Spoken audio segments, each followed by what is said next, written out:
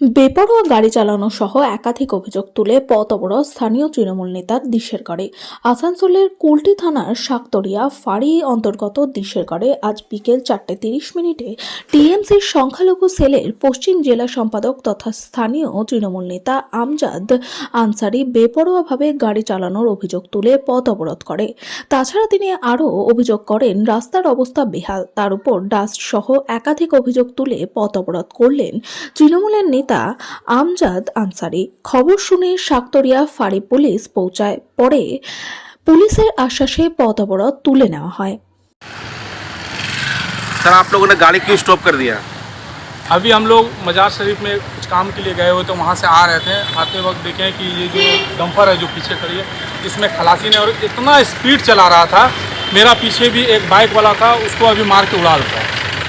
तो हम लोग को ये ख़राब लगा, चूँकि ये रास्ता इतना ही डैमेज है और बहुत ही पतला हो गया और बड़ा बड़ा व्हीकल्स जो है चल रहा है। और ज़्यादातर आप जितना भी डंपर में देखिएगा उसमें खलासी नहीं है। दूसरी बात है एकदम पूरा रफ ड्राइविंग, पूरा फुल स्पीड में है। ठीक है, किसी का पेपर के बारे में हम नहीं जानते कि पेपर है नहीं, ये अलग बात है।